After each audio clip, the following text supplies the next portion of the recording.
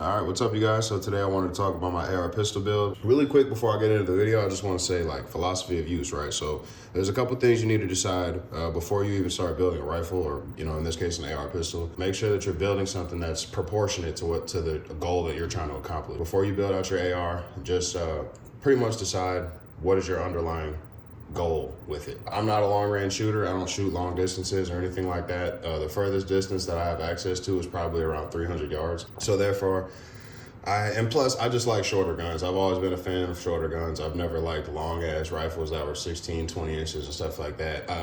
Obviously they have their merits and they're very useful, but just for me as an individual, I like guns that offer me a good amount of maneuverability, like this one. So I guess I'll just start off with suppressors. So this was my first can. It's a Saker 762 made by Silencer Co. A really good can, really overbuilt can, especially for 5.56. The entire baffle stack is comprised of stellite. The stellite baffle stack's been fully welded, and then the sleeve right here has been placed over it. It's a stainless steel tube. So this is a really good suppressor. It's really good with erosion, avoiding a lot of erosion and a lot of corrosion. So when you're basically doing a lot of high volume shooting and mag dumping and stuff like that, this can is really good for being able to, absorb a lot of that and basically not get destroyed. Now, this can is honestly, it's a 7.62 by 51, or excuse me, actually, I think you can shoot 300 rum out of this can, but I don't shoot any of those big bore calibers. So in my mind, it's pretty much been relegated to a 308 and a 5.56 can. So long story short, this can's just way too heavy for 5.56. This is a Silencer Co. MK18. And this is what my next can is essentially going to look like. I can't actually physically fire this gun with this can on it because this isn't a 5.56 can. Under the Omega 9K here, I actually have a muzzle brake. Pretty much 99.5% of the time I shoot this gun suppressed. I don't ever really take the can off. So for me, this works twofold. It does two things. It acts as a sacrificial blast baffle to increase the service life of my suppressor. That's number one. And then also, if I do shoot it unsuppressed, which is so rare. I mean, seriously, I never really shoot this thing unsuppressed. But if I do, it really does do a really good job of just keeping the muzzle extremely flat. Not that there's a lot of recoil anyway with the 5.56 round, but still. This muzzle brake sits on a 10.3 barrel from Danny Defense. It has a Crane Spec 070 gas port. The reason why I chose this barrel particularly is because it's a cold hammer forged barrel, and what that means is, long story short, the process, the forging process that the barrel goes through, it makes for a really, it basically increases the tensile strength and the longevity and the service life of the barrel. So, and then another thing is, I never ever have an issue with my hand getting burnt. I've never had that happen to me the whole time I've been shooting this, and that's because I think that can be attributed to the cold hammer forged barrel. And then not only that, but the Geisley rails are pretty good, and also I have the rail scales HTPs. Now, these are HTP, which stands for high temperature polymer. And what these do is do a really good job of mitigating and dissipating a lot of that heat before it actually reaches through the handguard and onto my hand. So never had an issue getting burned with this setup ever. Really like the Danny Defense barrels. When you talk about the gas port and all that, 070 and all that stuff, what that means is that there's a company called Crane that did a bunch of testing and fired hundreds of thousands of rounds. And in their testing, they basically found that 070 was the optimal gas port to get this thing running, optimally. So it's not overgassed, it's not undergassed. It ends up being really perfect. Some guys don't even want to run the 070s because you can end up with a situation where if you're shooting like 55 grain or lighter loads, it might not actually cycle, and you'll have to use a can to get that added back pressure to actually cycle the action. So there's good things and bad things about it. I know I run suppressors anyway, so the 070 works out for me, and I run this with an H2. This is a Geisley Mark 14. The rails that I like are the Geisley Mark 4, the Geisley Mark 8, and the Geisley Mark 14. From Geisley, those are the only three that I'll buy. Just because I think that this one has it's a little bit thicker. The same thing with the Mark 8. It's a little bit thicker and more robust. Some of those other rails that Geisley makes are really thin, and I don't like that. So this is a Mark 14. You guys can see that it's got like, the Geisley NSN numbers and stuff like that. But it serves a utilitarian purpose for me, so that's why I have it. It's one of the better rails out there, and it doesn't bend, and it supports a laser, and it retains its zero. So that's why I run hand guards like this, and that's why I like the Geisleys. Also, Daniel Defense rails are pretty good. SLR, you know, there's a bunch out there, but those are some of the ones that I like the most. So continuing on, T-Rex Arms light bar. This is on an E1 HT from Malkov.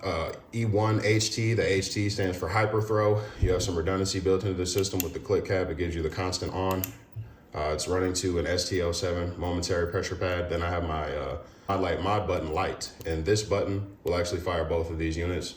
And this is a Kiji K1 3 degrees. This one goes from 3 degrees, and then with the use of the included diffuser cap, it'll go to 10 degrees. This is 9004, so you have your IR pointer here, your Viz pointer here. Yeah, not rocket science, not super crazy, but just kind of depends. It's all going to be subjective to what you're trying to do and what you're trying to accomplish, the equipment you have, etc. The switchology and how you're going to have it set up. You're basically going to create dispersion from your hand. You're going to end up with, you know, like when you were a kid and you were sitting in the tent and you would have the flashlight and make the bunny ears on the wall and stuff like that. That's essentially what you're going to get when you move the laser unit back to the receiver. Even when you play, because we're humans, you need to use your hand to grip the weapon. You're going to create refraction. This is my mod button. This is hard plastic. This is a rubberized overmold. When it's time for me to actuate my white light, I can instantaneously reach my thumb back and get that white light right away.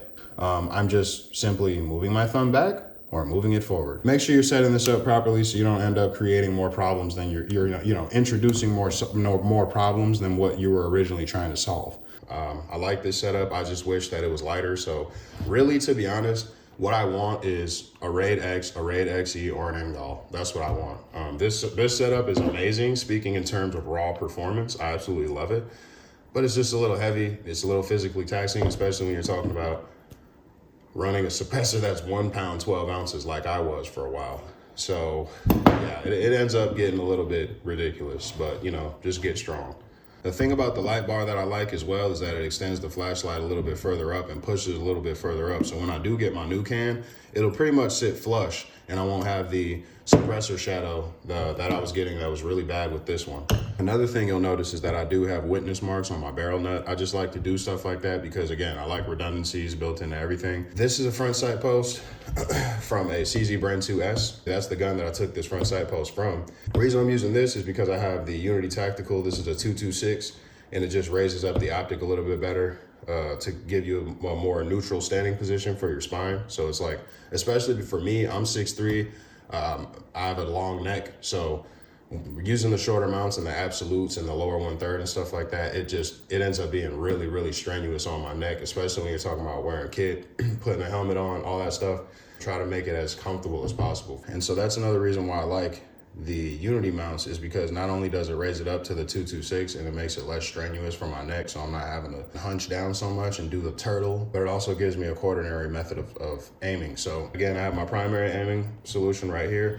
I have a secondary, I have a tertiary with my IR pointer, and then I have a quaternary right here when you're looking through your built-in backup iron sights. And that's why I like this mount, because if this was to die on me, I would still have these built-in backup irons. Given that these are one unit, again, you know, that's why I wanted the built-in backup iron sights. So this is a really cool system. I really like it a lot, and I do really like the Unity Fast. Moving back beyond that Geisley rail, we have I think this upper is from like Bootleg. It's been pretty great. M4E1 lower. I don't like ambidextrous safeties.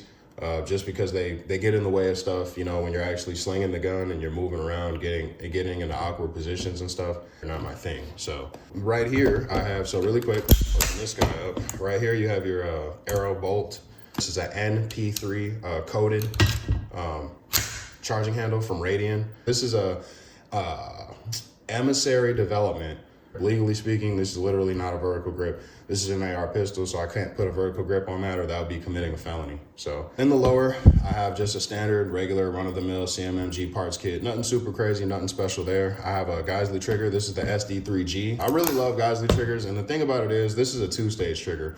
I don't use one stage trigger just because I feel the same about one stage triggers as I do about bad levers. This is a SBA3 brace. This is just a regular carbine buffer tube. Inside of here, I have a H2 that I'm running. It's actually a T2. It's a Spikes T2 buffer. And then I have a Super 42 Gosley spring. I'm just messing with that, but it really is a nice buffer spring. It's a braided wire, so it has 3 springs that are like braided together. And it ends up just really contributing to a really soft recoil impulse, because when I was charging the charging handle when I first picked up the spring, the resistance was much greater than any other standard spring, carbine length spring that I was using before that. So this Duracord bungee right here serves as nothing more than a place for me to put this pull tab so it's not dangling around, right? So that's number one. And the reason why I have the sling set up like this is because I can instantaneously pull this thing, get the weapon into, sling the weapon and get it into action instantaneously. So I like this setup a lot. It's flush, it's tied up against the weapon. When you actually shoulder it, it doesn't impede your stock placement. It doesn't impede your cheek placement. Nothing gets impeded whatsoever. I've tried a bunch. I've tried some of the padded ones that are a little bit thicker. I really like this one. This is a ESD or Edgar Sherman design. I like how minimalistic it is. Going back to bad levers, this is just an enlarged, I essentially use this as an enlarged bolt catch now. Kind of like the Gosley bolt catch, you know how it's enlarged or whatever. This used to be a bad lever. When I'm not physically shooting the weapon, my finger is here. Where does that bad lever sit? Right here. Swing my finger back to get on that trigger, I end up inadvertently kind of scraping by that bad lever. It doesn't lend itself well to safety. So I ended up ditching the bad lever and literally just snapping it off the side of the gun. Make sure you stake these. That's my personal opinion. That's my advice. Other than that, guys, I think that pretty much covers it. So if you have any more questions, let me know down below. I'll see you guys next time, man.